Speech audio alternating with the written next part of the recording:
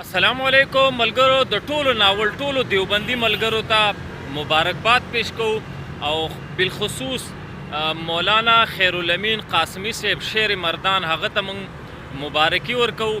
د علماء حق د علماء دیوبند په دفاع باندې چې یو نامنهاده دیوبندي عالم چې ځان ته دیوبندي وایي هغه د بریلویت دفاع کړې وه او د علماء دیوبند په خلاف باندې هغه د بریلویت دفاع کړې وه او د بریلیانو د کتاب تایید یې کړی و د هغې مدح یې کړې وه او د هغه مصنف ته دعاګانې کړې وې. نو کله چې مولانا خیرالامین قاسمی صاحب هغه ته ګیله وکړله او په هغه یې رد وکړ چې دا تا غلط کار کړی، نو په کار دا وه چې د په هغه وخت کې دا غلطي تسلیم کړې وې او د بارات اعلان یې کړی وی چې بالکل مانه غلطي شوي، خو هغه الټه چیلنج ورکړو مولانا خیرالامین قاسمی صاحب ته. خو بیا چیلنج سو چې هغه ځای ته ورسېدو نو همغه وشو چې واپس د خپلې خبرې نه رجوع وکړه او د هغې نه د بارات اعلان وکړو. نو ولې داسې کمزورې خبره کې چې بیا د دلیل په میدان کې خبره ثابتولی نه شي. خو به هر حال مولانا ساجد خان نقشبندي صاحب په باره کې د چې کوم رد کړی نو مولانا ساجد خان نقشبندي صاحب چاته ضرورت نه لري چې د هغه دفاع وکړي. مولانا ساجد خان نقشبندي صاحب پخپله یو زمری دی د پاکستان، خو څه کې چې د هندوستان چې کوم بریلیان دي هغه هم ترې خوب نشي کولی. د بریلیانو په مخ کې تاسو د مولانا ساجد خان نقشبندي صاحب نوم واخلئ، بریلیان ټیزونه اچوي. مولانا ساجد خان نقشبندي صاحب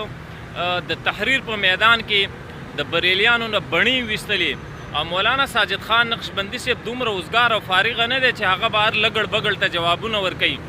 مولانا ساجد خان نقشبندي صاحب که په هغه تاسو رد کوئ او د هغه سره ناسته غواړئ نو کم سے کم د هغه د مقابلې کس وګورئ، هغه ته رامخې ته کوئ، هغه هر وخت حاضر دی، تیار دی. مولانا ساجد خان نقشبندي صاحب دومره اوزګار نه دی چې هر لګړ بګړ ته به راپاسي او جوابونه به کوي.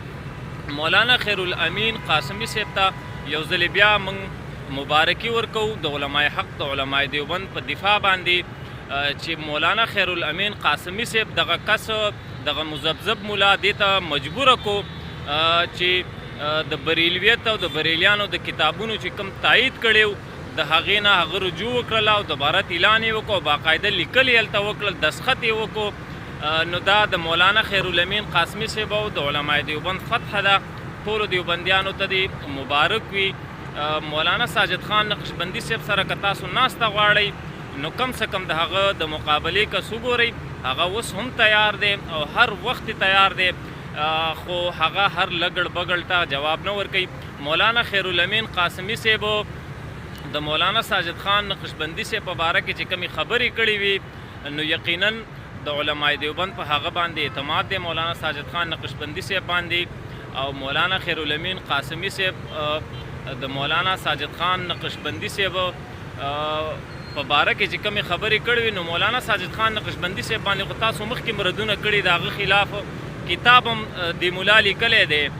نو په هغه وخت کې مولانا خیرالامین قاسمی صاحب رد ولې نه کوو؟ د دې نه مخکې تاسو په هغوی باندې ردود کړي دي، پیر مفتی ګوري شاه صاحب محترم هم پرې رد کړی دی. په هغه وخت کې مولانا خیرالامین قاسمی صاحب تاسو ته جواب ولې نه ورکوو؟ خو دلته خبره د مولانا ساجد خان نقشبندي نه وه بلکې د هغه تمام علماء دیوبند اکابرین دیوبند و چې د هغوی په دغه کتاب په صفحه باندې